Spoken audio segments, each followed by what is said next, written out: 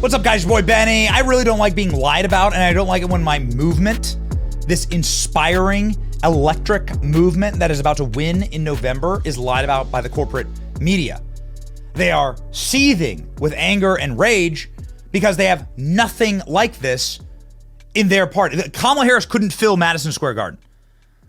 And they do not have a durable coalition of people who love this country that can save it. Donald Trump is a cultural powerhouse. They've lost the chambers of power in culture.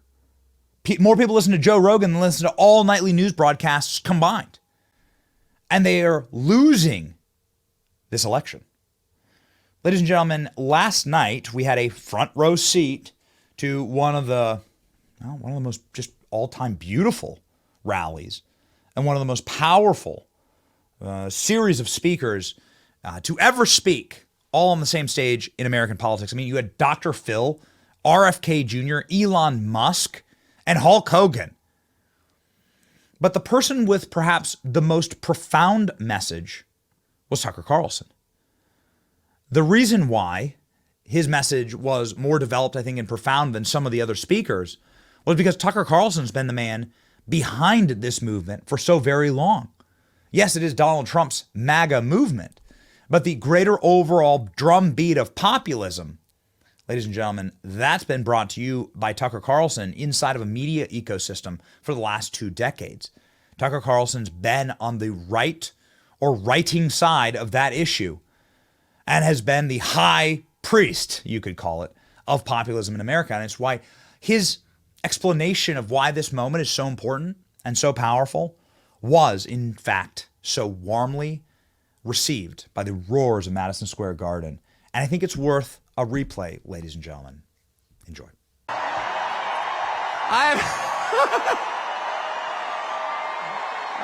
saw the Grateful Dead in this arena in 1987. I was seated right there. How weird. It's such an honor to be here, and it's wild. Just another day following Bobby Kennedy Jr. at a Donald Trump rally in Madison Square Garden. I mean, what? That's totally normal. Liz Cheney's out there with Kamala Harris. And there's Bobby Kennedy calling to protect women's sports at a Trump rally. It's a realignment. It's unbelievable. And the fact that it's here is even sweeter. Imagine if you're, and just pause for one moment. Imagine you're Donald Trump. You're from New York City. You become famous in New York City. You make your fortune in New York City. And all of a sudden, the leadership of New York City decides they're going to destroy you because they don't like your politics. And so yeah, boo. Imagine if that were you, though. And they try and take everything that you have. They try and put you in prison. They try and put your children in prison. If that happened to you, how often do you think you'd be going back to New York City? How about never? And yet he's here. It's like getting thrown out of a bar. And you think to yourself, well, you know, all my friends are in the bar. And you approach the door and there's the bouncer like, you're not allowed in here. But from behind the bouncer, you hear the cheers of your friend, come on in! And the bouncer hangs his head in shame. Ugh. He's embarrassed that he's working for the man trying to keep the most popular person out of the bar. And that's Donald Trump back in the city that produced him with no embarrassment at all in a room full of his friends.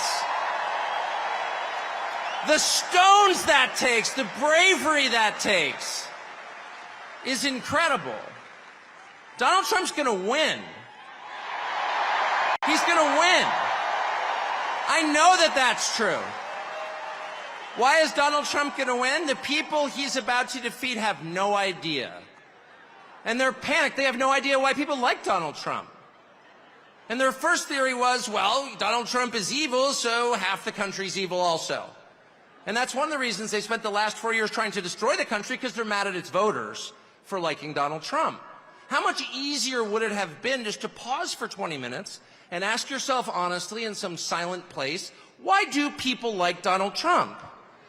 And if they had been honest enough to ask themselves that question, they would have come up with the 2 main reasons, and here's what they are. The first reason that people like Donald Trump is because he likes them. That's why. And it's real. Affection is something you can't fake. I don't care how many times Kamala Harris would tell me she loves me, I don't believe her. I saw her kiss her husband with a mask on. A mask on. That's her version of love. It's fake. It's not real. They spent 10 years telling you Trump is a hater. Do you feel that on him? No, you don't. Because it's not there. I've spent a lot of time with Trump. And there's not one moment I've ever been with him off camera where he's spending his time grousing about people he hates. Ever. He's talking about the people and the country he loves in his private time. Trust me. And people know in a country that has been taken over by a leadership class that actually despises them and their values and their history and their culture and their customs, really hates them to the point that it's trying to replace them, they know someone who actually has affection for them, and that's Donald Trump. And it's requited. It's requited. They know. When he goes to McDonald's and serves fries, like, he's not faking that at all. That's why that worked. Democratic media consultants are like, how is that working? Because it's real. That's why. And the second reason that people love Trump, and I put myself in this category, it's why I'm here today, is because he's liberated us in the deepest and truest sense. And the liberation he has brought to us is the liberation from the obligation to tell lies. Donald Trump has made it possible for the rest of us to tell the truth about the world around us. And that's the single most liberating thing you can do for people. If you want to enslave people, if you want to degrade them, force them to tell lies. And they have. They force us to lie about everything at gunpoint, effectively. They put people in prison for refusing to lie.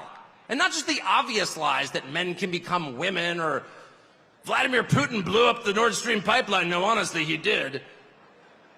January 6th was an insurrection. They were unarmed, but it was very insurrection-y. Not even the obvious ones, but the big lie. You know what the big lie is? The big lie is that they're impressive. That's what the big lie is. That the people in charge have somehow earned the right to rule over you, and they haven't. And you know that. These are the single most useless people in the United States. They have no skills whatsoever.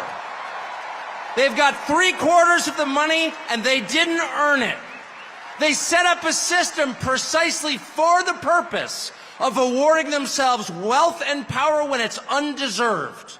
You look at Liz Cheney and you ask yourself honestly, what skill could she possibly have that allowed her to send hundreds of thousands of people to their deaths? Did she earn that? I don't think she did. No fair system would make Liz Cheney powerful. No fair system would make Larry Fink rich. No fair system would elevate someone like Kamala Harris to a presidential nomination. She's never been accused of doing anything useful. She has precisely no achievements. She's a nominee without getting a single vote. She is a metaphor for the system they created to make themselves rich and powerful, and then they have the gall to lecture you, the people who can actually change a flat tire and repair a power grid, who have useful jobs, who pay your taxes and work 40 hours a week, lecture you that you are somehow immoral. And Donald Trump has empowered the rest of us through mostly just sticking around in the face of their hate and abuse and persecution. He has given the rest of us the right to call BS on the charade. No, you are not better than us. No, you are not smarter than us. No, you do not deserve what you have. You probably stole it. No, you're not going to bully me into silence anymore. And I can promise you at this point, 9 days out, when Robert F. Kennedy Jr. and Elon Musk and Tulsi Gabbard and pretty much every high school senior and college shorty girl in the country has come out finally say, yeah, I am for Donald Trump, actually. When the entire country has realized there is nothing embarrassing about this, what's embarrassing is to take a perfectly great country and destroy it, as they have. I'm not ashamed. You should be. At that moment, it's going to be pretty tough for them 10 days from now to look in the eye to America with a straight face. It's going to be pretty hard to look at us and say, you know what? Kamala Harris, she got 85 million votes because she's just so impressive. as the first Samoan, Malaysian, low IQ, former California prosecutor ever to be elected president. It was just a groundswell of popular support. And anyone who thinks otherwise is just a freak or a criminal.